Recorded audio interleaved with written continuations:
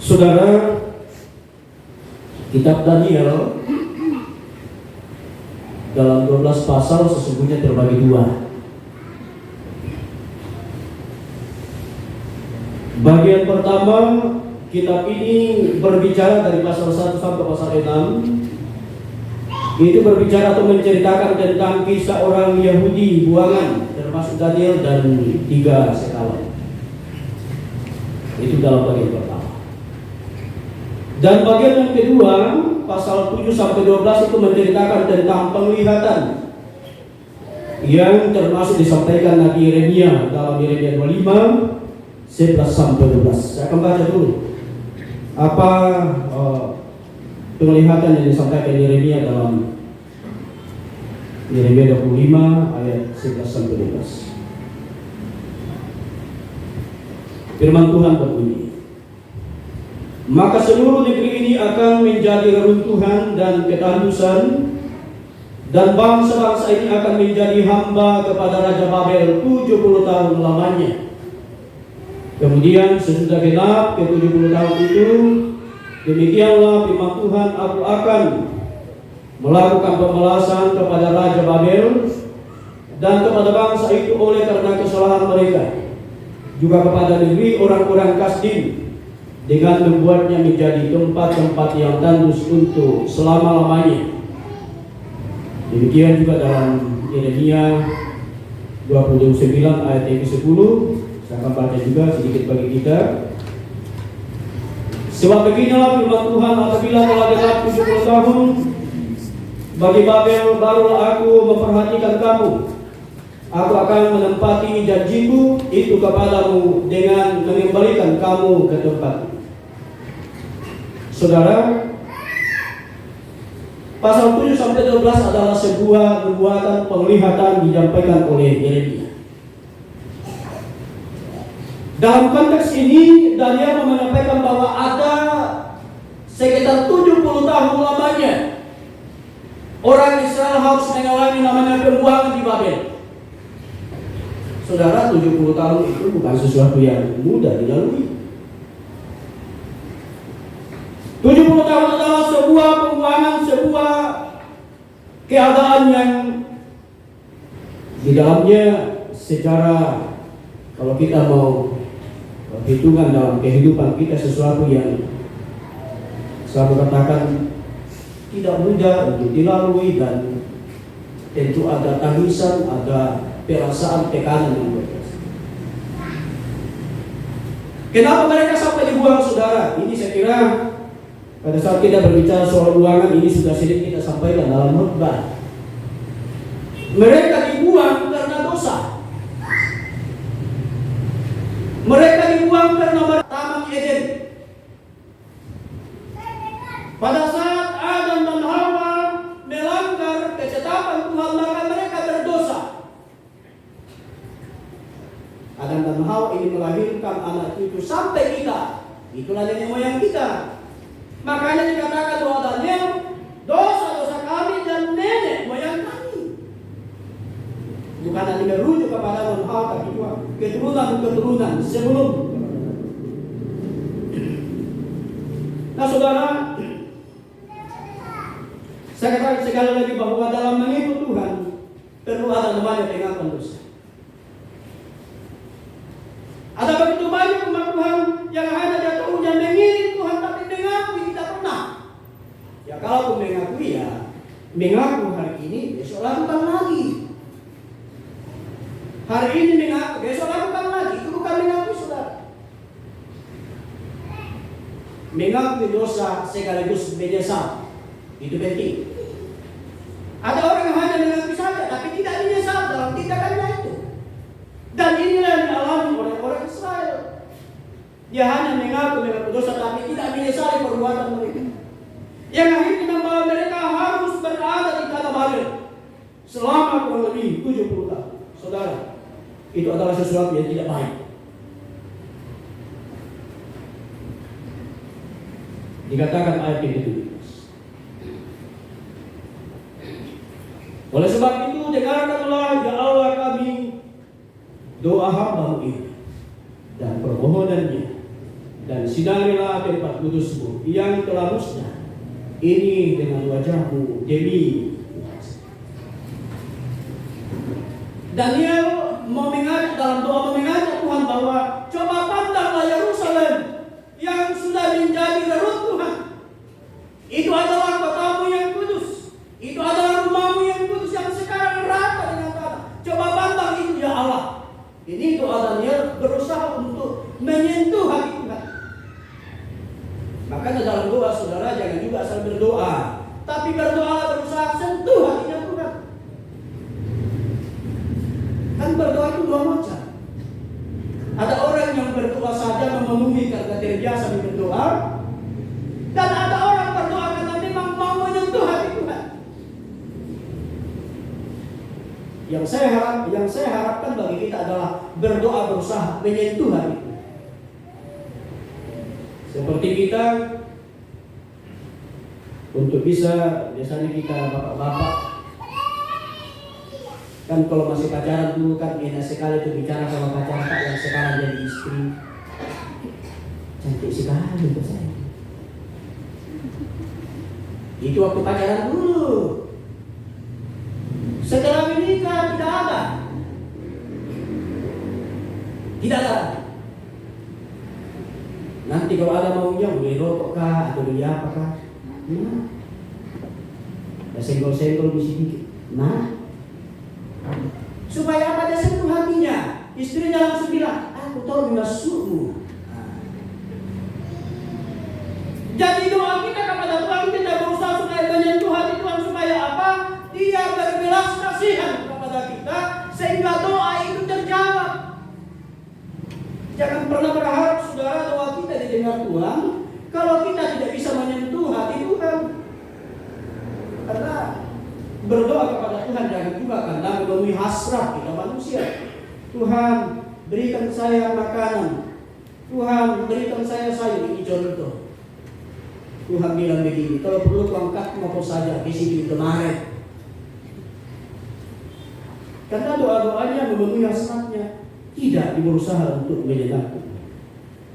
Dan doa Daniel ini saudara ini bisa menjadi gambaran bagi kita bagaimana cara berdoa yang benar di hadapan Tuhan.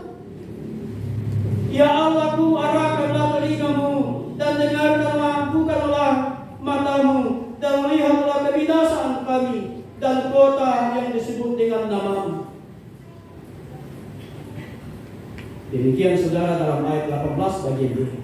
Sebab kami menyampaikan doa permohonan kami kepadamu bukan berdasarkan jasa-jasa kami, tetapi berdasarkan kasih sayangmu yang berlimpah. Daniel dalam doanya memohon kepada Tuhan yang berkata bahwa bukan karena kami Tuhan,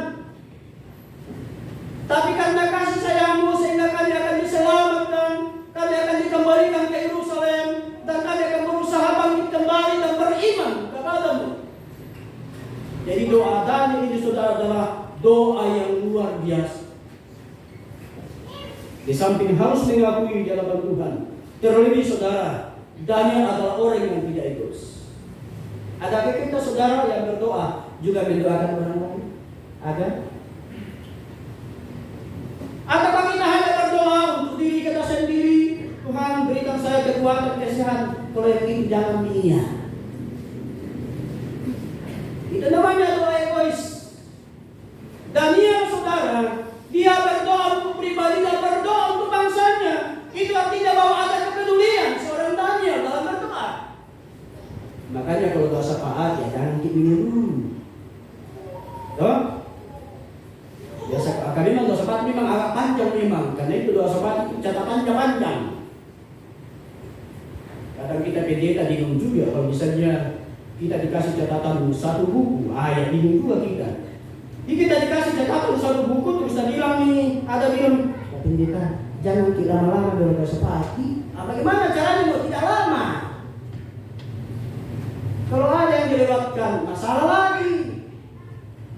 Kalau panjang, masalah lagi. Saya mau bilang ayat. Tidak betul untuk bilang apa. Karena itu saudara, berdoa perlu juga mengingat orang lain.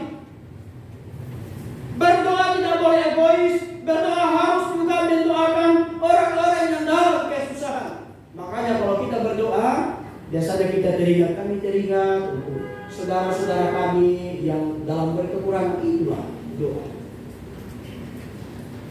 Saudara,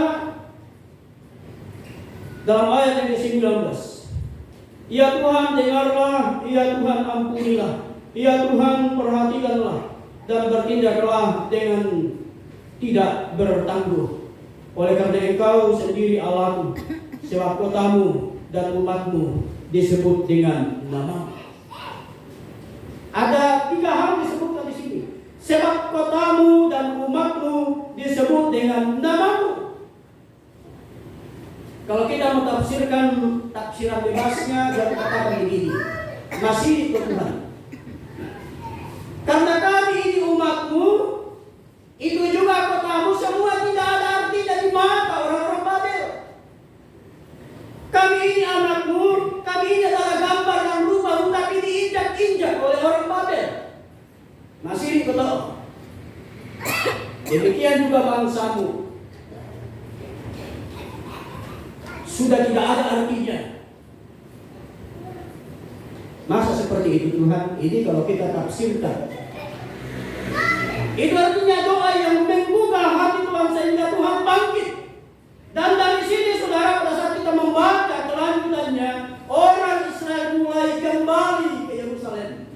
Mulai dari doa seorang bernama Daniel. Karena itu saudara-saudara, menjalani hidup Daniel berada dalam tekanan berat di keluarga. Daniel diperbudak. Daniel dipaksa untuk bekerja secara roti. Tapi imannya, doanya tidak terhalang. Saudara, kadangkala kalau kita dalam tekanan, kadangkala kalau kita dalam kesibukan, doa di rumah. Daniel tidak demikian. Daniel dalam tekanan bangsa Babel. Daniel dalam keadaan kesibukan yang luar biasa, tapi tidak pernah melupakan Tuhan. Contoh Daniel yang akan menjadi gambaran bagi kita saudara dalam berdoa. Karena itu, saya mengajak kita sekalian sebagai umat Tuhan untuk belajar dari seorang Daniel, bahwa berdoa kepada Tuhan juga harus ada kesabarannya. Bayangkan saudara, 70 tahun. Tapi biasanya kita berdoa hari ini, minggu depan Tuhan jawab ya. Kalau tidak dijawab minggu depan, ya dah Tuhan, saya tidak mau datang gereja. Saya malas-malas di persekutuan.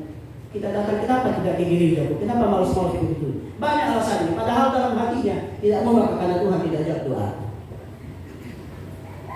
Tidak boleh begitu saudara. Dalam berdoa kita harus sabar. Karena jawaban Tuhan kan bisa saja Tuhan nantilah 70 tahun ke depan baru doamu dijawab. Maka satu keluarga saudara yang bertumbuh, sungguh bertumbuh, pasangan hidupnya tidak sejalan. Suatu ketika saya bertemu dengan keluarga ini, dia menangis. Tidak saya berjumpa dia menangis. Tapi kita mau capek saja maka berdoa. Kenapa saja bergumul supaya bapaknya bisa sama-sama. Saya bilang tetap berdoa. Tetap berdoa. Selalu saya katakan ini. Kalau berjumpa lagi saya katakan jangan pernah bosan berdoa. Berdoa terus. 30 tahun saudara Pak baru terjawab. 30 tahun baru terjawab. Setelah 30 tahun perjumpaan saudara, dia katakan begini, pendeta, puji Tuhan, 30 tahun itu tidak mudah. Kalau ini lutut dibilang lecet-lecet, melecet itu lutut. Tunduk terus berdoa. Tapi dengan kekuatan yang kita sampaikan bahwa jangan pernah berhenti berdoa, membuat seorang itu bertahan dalam doanya, bertahan menantikan jawaban doa, dan akhirnya saudara, ada kebahagiaan. Karena itu berbahasa mengatakan bersusah dahulu, bersenang-senang. Doa orang Kristen begitu. Bersusah dahulu, bersenang-senang kemudian. Karena itu saudara, belajar dari Daniel dalam doa dan juga mengingatkan kita. Marilah kita berdoa seperti Daniel. Doa permohonan yang ikhlas dan tulus dalam menyentuh hati Tuhan. Kita yakini bahwa pada saatnya jawaban itu terjawab. Dan itu dalam membawa kita menyaksikan bahwa Tuhan ada di tengah-tengah kehidupan. Tuhan menolong, memberkati kita. Mari berdoa. Terima kasih Tuhan Allah, firman-Mu kami boleh dengar bersama. Biarlah menjadi kekuatan, ingatan bagi kami, bahwa dalam menghadapi berbagai tantangan ada saat-saatnya kami dituntut untuk sabar. Ada saat-saatnya kami dituntut untuk berdoa. Bahkan ada saat-saatnya kami dituntut untuk mendoakan orang lain, bahkan peduli sesama. Sebab kehidupan ini senantiasa menjadi garam dan terang bagi semua orang. Sehingga keberadaan kami sebagai gambar dan rupa Allah akan terlihat dari jarak hidup kami di tengah-tengah dunia. Terpujilah nama Allah. Kami berdoa dan mengucap syukur. Amin.